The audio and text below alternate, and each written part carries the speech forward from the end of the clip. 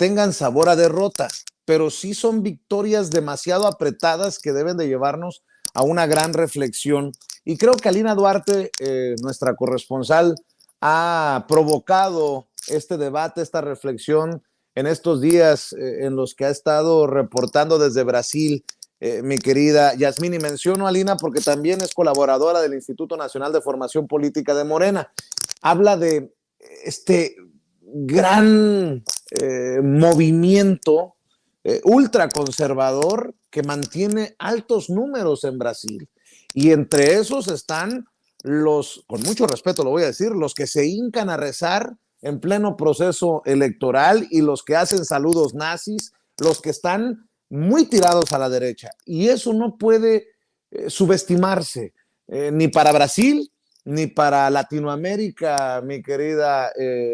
Yasmín Ugalde. Justamente, Vicente, porque lo decías de inicio y creo que por ahí va la reflexión a la que nos lleva Lina, ¿no? Hay que vernos en ese espejo, ¿no? O sea, recordemos cómo fue que llega Brasil en este momento a estas elecciones tan cerradas, cómo es que viene un Lula que estuvo en prisión, cómo fue que terminó su gobierno y con altos índices de aceptación y a pesar de todo eso, ¿no? Con este viento en popa, pues, cómo es que hay un fuerte, aplican pues, ¿no? Esta ya estrategia de lawfare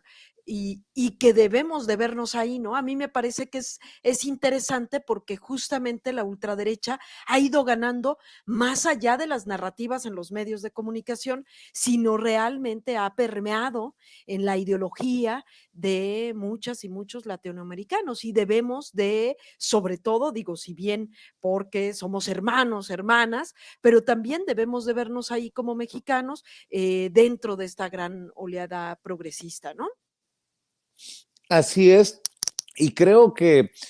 todas estas reflexiones se pueden entender en la complejidad de este viraje a la izquierda, pero también el dinosaurio que mueve la patita y que no se rinde, Cristina. Lo ha insistido, o en eso ha insistido mucho, también Yasmín, el instituto y todos los que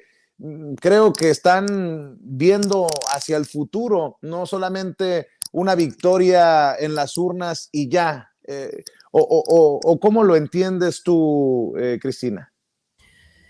Pues yo entiendo que es justamente tenemos que ser optimistas, tener mucha perspectiva en el futuro, pero un optimismo realista y entender que pues la ultraderecha en Brasil ancló raíces y que realmente hoy es una fuerza política consolidada. Uno de los ejemplos de esto es que pues Bolsonaro, su partido, que era un partido bastante pequeño con no mucha representatividad en el Congreso, logró ser la mayor bancada en la Cámara de Diputados y también tener mayoría en el Senado. Esto dice mucho porque la gente está votando, apoyando la ultraderecha, ¿no? Y creo que, pues, particularmente para entender un poco Brasil y por qué esto, porque esta división, hay que entender un poco de la historia de Brasil.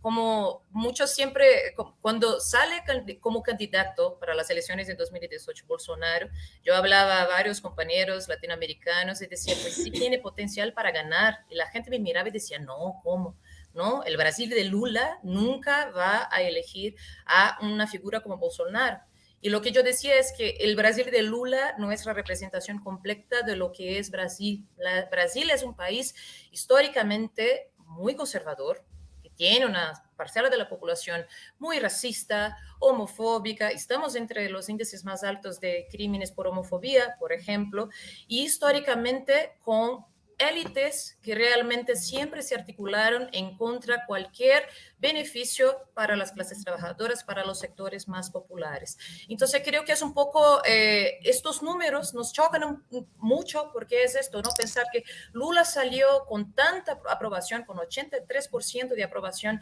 después de 2 mandatos y ahora esta victoria apretada es entender también quién es esta base social de Bolsonaro, que es una parcela de la población que se ve realmente reflejada en su discurso, en lo que su discurso representa, que es un discurso que es en contra de las clases populares, que es en contra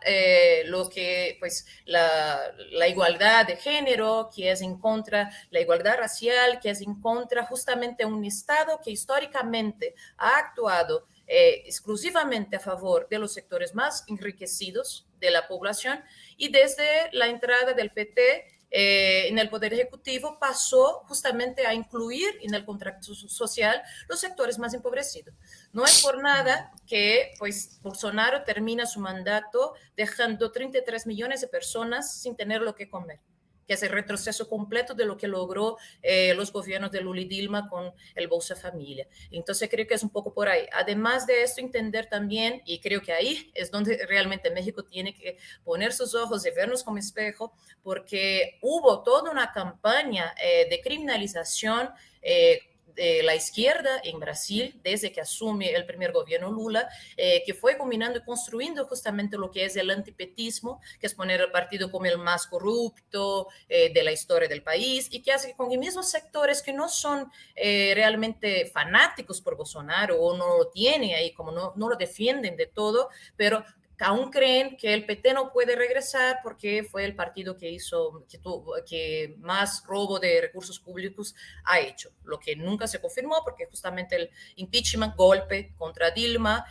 pues al final nunca lograron confirmar las acusaciones de corrupción y tampoco se confirmaron las acusaciones contra Lula, ¿no? Hay toda una campaña de noticias falsas, de fake news, que no vienen solo desde el golpe de Dilma, sino desde que asume el PT en 2003. Y también un sector evangélico que creo que es importante considerar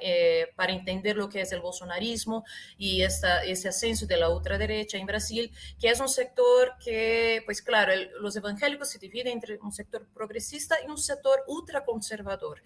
pero que viene creciendo también en la política brasileña y que ha manipulado muchísimo el imaginario social de la gente, con noticias como ahora para la segunda vuelta decían que Lula iba a cerrar iglesias, que Lula tenía pacto con el diablo,